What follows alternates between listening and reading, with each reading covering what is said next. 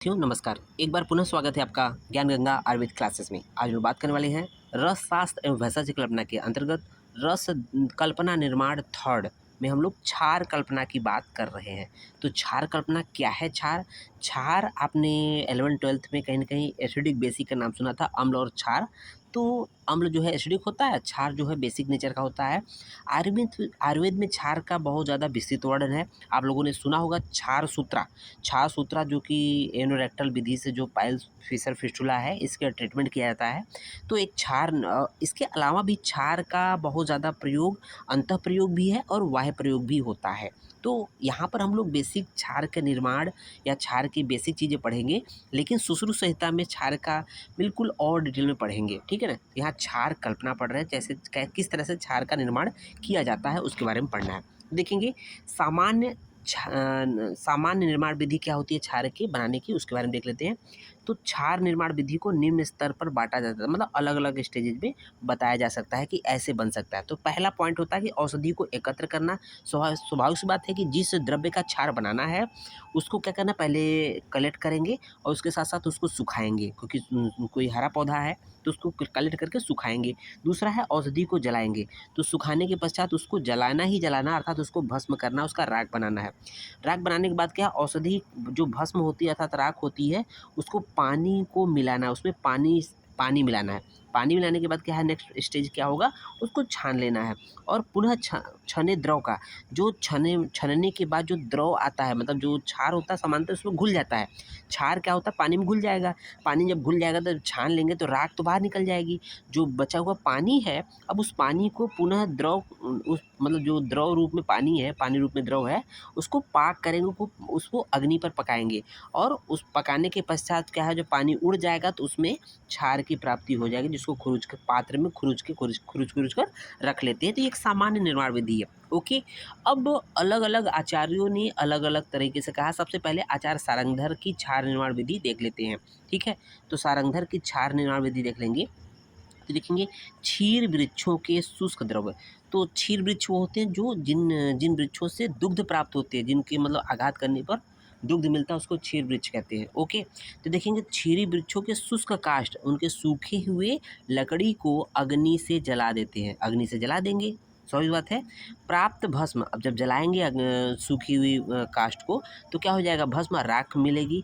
को एक मिट्टी के पात्र में लेकर, उसको एक मिट्टी के पात्र में लेकर, स्वाभाविक बात है कि उसके बाद क्या करेंगे, उसमें पानी मिला देंगे। पानी कितना मिलाएंगे, तो ध्यान दीजिएगा 4 गुना जल मिलाते हैं। क्षार निर्माण विधि में जल का रेशियो बहुत ज़्यादा इंपॉर्टेंट है। जैसे सारंगधर ने 4 गुना जल की बात किया, 1 गुना क्षार मतलब 1 गुना भस्म राख और 4 गुना जल डालकर मर्दन करते हैं। ठीक है। सुश्रुत उसको 6 गुना बताते हैं। अलग अलग आचार्यों ने अलग अलग है, तो उसको आगे बताएंगे। तो सारंगधर ने 4 गुना जल डालकर मर्दन करते हैं, उसको अच्छे से मर्दन करेंगे तथा रात्रि पर्यंत उसको रख देंगे, रात भर उसको छोड़ देंगे कि जाओ भैया अपने आराम से रहो। ठीक है।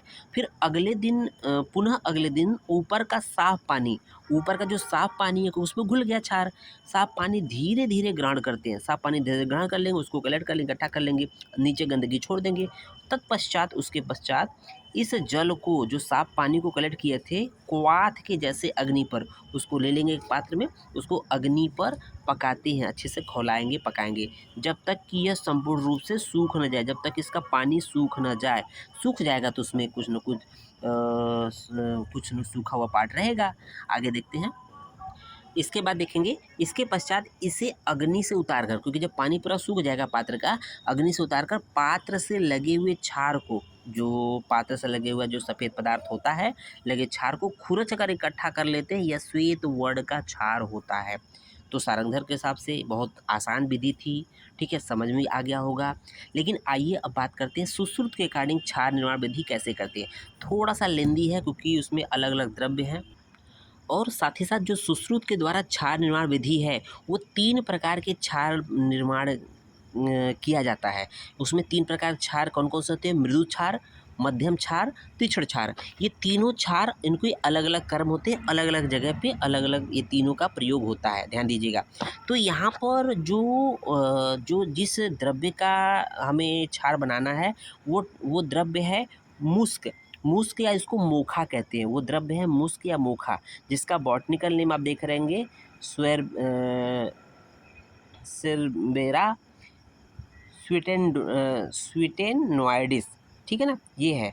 इसका फल जो होता है, इस प्लांट का फल, मुस्क या मोखा का जो फल होता है वो टेस्टिस या वृषण के आकार का होने की वजह से इसको मुस्क पर्याय देते हैं। समझ में आ गया। आइए देख लेते हैं किस तरह से क्षार निर्माण करते हैं। देखेंगे शरद ऋतु में, ध्यान दीजिएगा, क्षार जिस द्रव्य का क्षार निर्माण करना है उस पौधे का कलेक्शन किस ऋतु में करना चाहिए? शरद ऋतु में करना चाहिए। शरद ऋतु में पूर्ण वीर्युक्त मध्यम आयु के, ध्यान दीजिएगा, शरद ऋतु में पूर्ण वीर्युक्त मध्यम आयु, ध्यान दीजिए कौन सी आयु? मध्यम आयु का पौधा काले पुष्प वाले मुस्क, जो मुस्क का जो पौधा होता है ना, मुस्क का ग्रहण कर उसके छोटे छोटे टुकड़े कर लेते हैं। हम लोगों ने मुस्क के बारे में ऑलरेडी बता चुके हैं।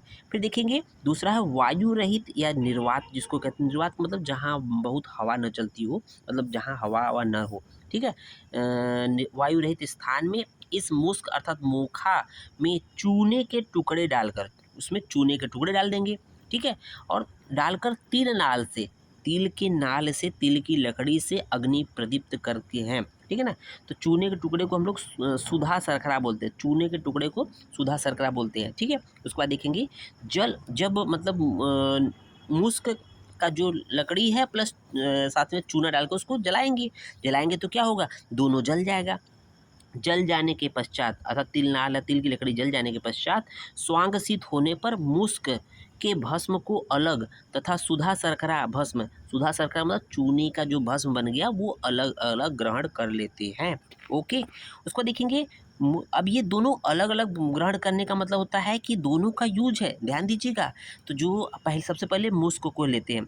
मुस्क भस्म को कितना लेना है? 1 द्रोण मात्रा में लेकर, मुस्क भस्म को 1 द्रोण मात्रा में लेकर उसे 6 द्रोण जल में घोलते। तो हम लोग कहा था कि सुश्रुत ने जो क्षार निर्माण विधि में द्रव्य और भस्म और जल का रेशियो 1:6 मतलब 6 गुना जल बोला, जबकि सारंगधर ने जल का जो प्रमाण 4 गुना बोला था। ओके, तो 6 गुना जल में मतलब 6 द्रोण जल में घोलेंगे। यदि क्षार, अब यहाँ से देखेंगे किस तरह का क्षार बनाना है। यदि क्षार तीक्ष्ण बनाना हो, यदि क्षार तीक्ष्ण वैरायटी का बनाना हो तो जल की जगह गोमूत्र का प्रयोग करते हैं, ठीक है। डिपेंड करता है कि तीक्ष्ण बनाएंगे तो जल की जगह गोमूत्र 6 गुना यूज करेंगे।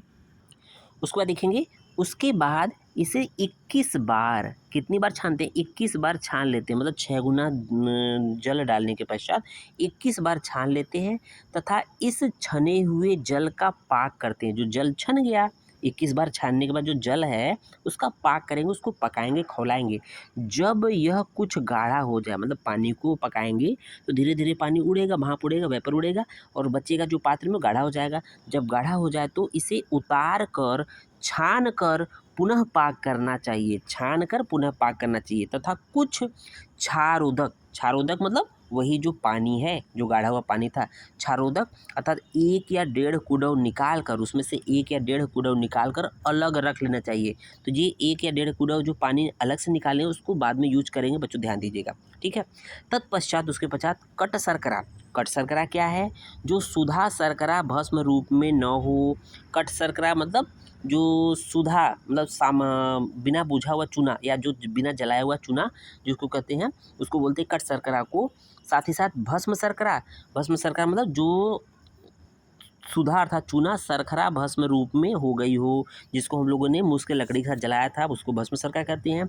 साथ ही साथ क्षीर पाक मतलब जल सुक्ति शंखनाभि को 2 द्रोण क्षारोदक में, इन सभी द्रव्यों को 2 द्रोण क्षारोदक में 8 पल शंखनाभि आदि को पीस कर, अर्थात जो क्षारोदक 1 या 1.5 कुडव अलग रखा गया था उससे इसको पीस कर क्षारोदक में मिलाकर अग्नि पर पाक करते हैं, ठीक है।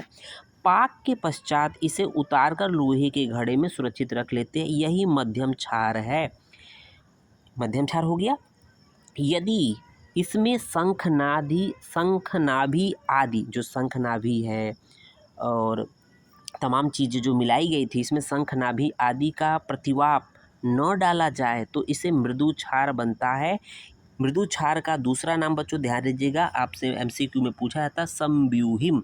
मृदु क्षार का दूसरा नाम पर्याय है समव्यूहिम भी कहते हैं। और तीसरा जो है कि यदि इसमें शंख नाभि आदि के साथ दंती द्रवंती आदि का सूक्ष्म चूड़ सुक्ति प्रमाण में, ध्यान दीजिएगा, दंती द्रवंती चूड़ को कितने प्रमाण में डालना है, सुक्ति प्रमाण में डालकर पकाया जाए तो उसे तीक्ष्ण क्षार का निर्माण होता है। इसी तीक्ष्ण क्षार का दूसरा नाम है पाक्य कहते हैं।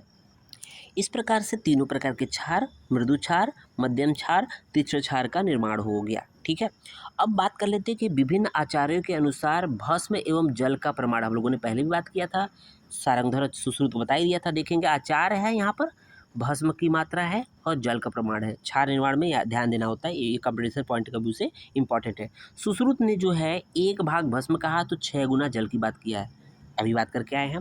दूसरा सारंगधर ने 1 भाग जल कहा है या द्रव्य कहा है, मतलब द्रव्य जो भी भस्म है तो 4 गुना जल, ये भी पढ़ के आए हैं।